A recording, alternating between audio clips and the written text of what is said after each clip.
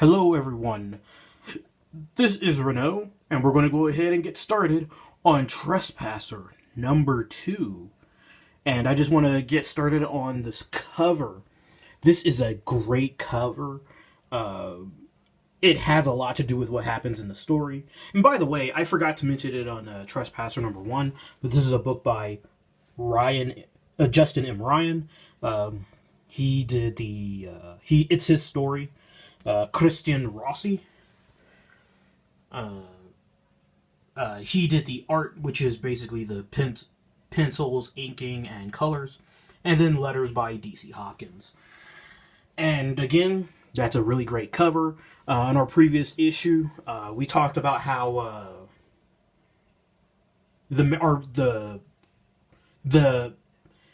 story involves a man, his daughter, and their dog. They're living out in this well-kept house. It is well-kept. But apparently there has been a global disaster, which has made a lot of the world nuclear irradiated. His daughter is either blind in one eye or has something going on with her one eye. And it could just be a side effect, but that's how it affects her. She was actually born right when the situation that ended the world or ended civilization started, and that the situation going on with her one eye could be a result of that. Now, at the end of the story, it is shown that there is a visitor. The visitor was an alien. The alien could not communicate with the adult human. I don't know what his name is, actually. She just calls him Dad. And so he didn't want to kill the alien, but they're in a desperate situation. There's very little food. There's hardly anything to eat. He's like, well, we can't communicate. There's no way to tell what's going on. And so the alien had a dangerous weapon with him. And so that probably is what convinced the man to just kill the alien. And so now, that specter of the previous alien looms over what happened previously. And that's why this is such a good cover, because you can see that this face is hanging over the house. Yeah, it's a little bit... And I gave that number 1 a very high rating. So, anyway, that was kind of like a catching up. Anyway, I'm sorry, I forgot to do my standard intro. Hello, Joker. You can see that there's a little bit of folding going on here. That's because my folder fell down for some reason, and so I had to really set it up really well. Anyway, hello, plastic plants. Hello, shades. I have an additional shade. That's because I went out, I was wearing my sunglasses, I came back in while still wearing it, and I didn't feel like putting it back in the car. Hello, plastic plants. Oh, and, of course, hello, ibuprofen, the unsung hero of living. Anyway, now that I've talked about this excellent cover, let's get started on our first page. So our first page, it shows the man. He's burying not just the corpse of the creature, but also his clothes and some other... And I'm not sure if he buries the weapon as well, but this is the weapon the alien had. But he definitely buries the clothes. This is going to become relevant later. You can also see... I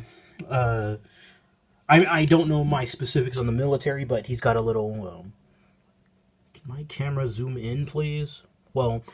My camera's not good enough to zoom in, but he has a little military tattoo on his arm. And so, he's getting rid of the evidence of what he did earlier.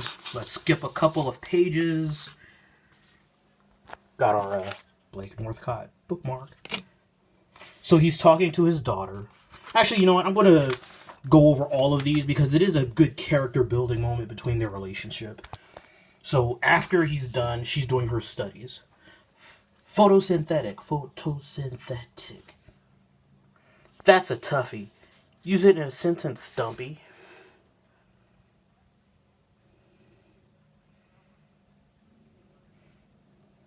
But I'm not quite sure who she's talking to. I figure maybe there would be some sort of electronic device or something, but it sounds like she's just doing it on her own. Anyway, planets are photosynthetic. He sneaks up on her. He's scared. You can see he's in shadow. He scares her. And so he's like, Daddy, you scared me. You should be used to it by now. And she's just commenting that his hands are dirty, because, you know, kids are observant like that. And now he puts his hand in her hair. He's like, oh, my hands are dirty? Well, now so is your hair.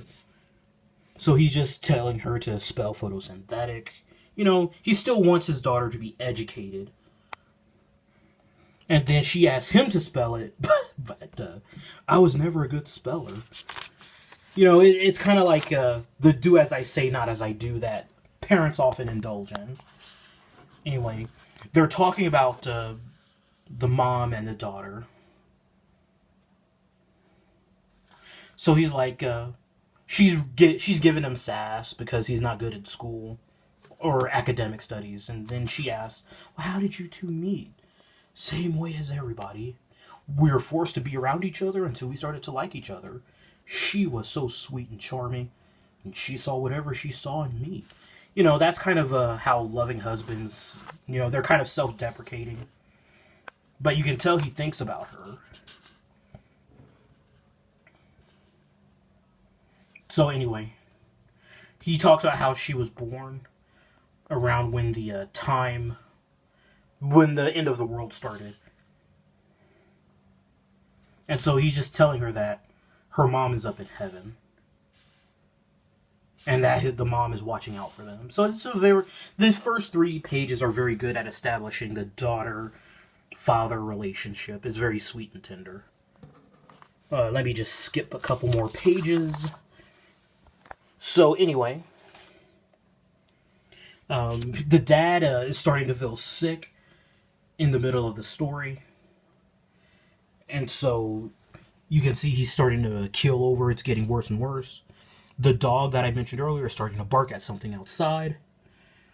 So she goes to check it out. Oh! This is when the story starts turning into kind of like a horror element. Oh! What is it, Maria? That weird guy is back and he looks better. So, either there are more aliens, she's hallucinating, or she's not quite sure what she's actually seeing. But remember, that alien from the other day died. Now, the reason why he's feeling sick and getting blisters, it's probably connected to the food that they ate, but she is not getting sick.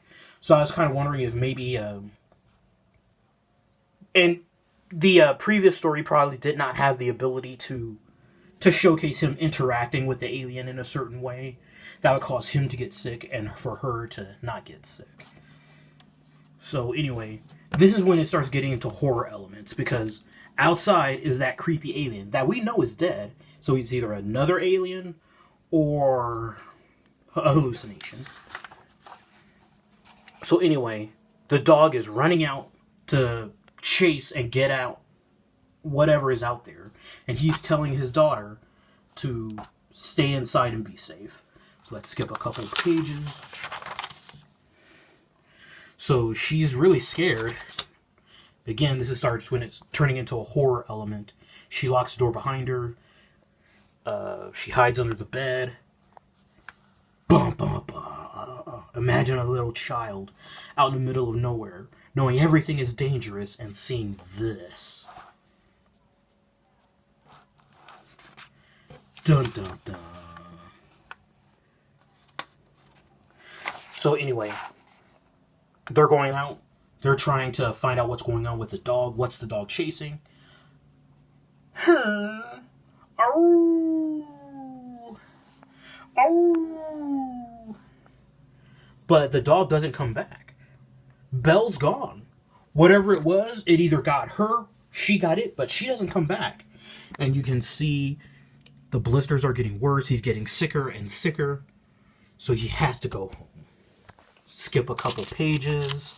So this is really turning into a horror story now. Anyway. So he tells her as he stumbles home to lock the door. Do it now. Yeah, and that's the military training he has. It's coming through. He uses kind of like that soldier. You're a soldier now too, trying to reinforce it into his daughter. So do it now, soldier. Yes, sir. What do you need? You know, she's really trying to take care of her dad. He just needs water and sleep. And he tells her to shoot the door if anything should happen. No, Daddy, I'm scared. Well, yeah, you should be. This turned into a horror story. Yeah, well, he's scared too, but we're gonna be all right. I just need some rest. And so he just goes to sleep almost right away. Skip a couple more pages. So eventually, something, possibly the alien, comes up to the door. It knocks on the door. She shoots through the door. And this is where we are now. She's really scared. He woke up. She didn't mean to. It just went off. She does not have a lot of experience handling a gun. You can tell that by how, she freaks out about shooting. So he goes to the door, tries to see what's through it. So she tells him, I saw a shadow.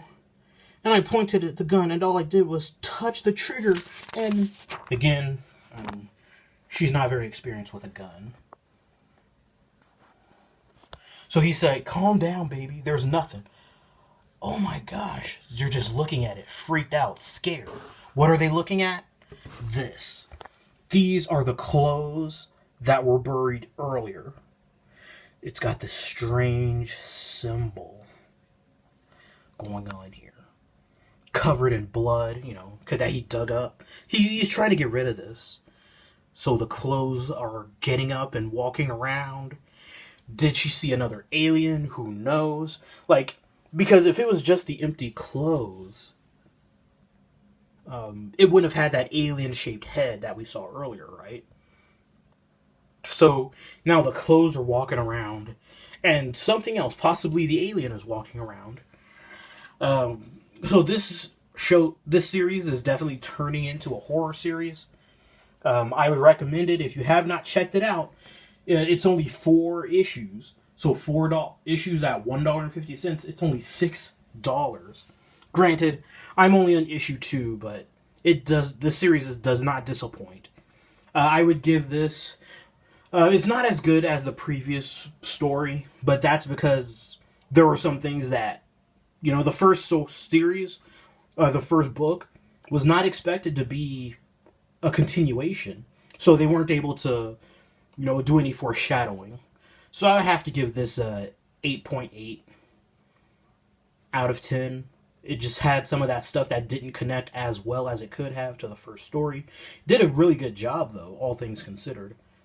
Anyway, thank you so much for watching. Hit that like button, hit subscribe, and you have a good day. Bye-bye.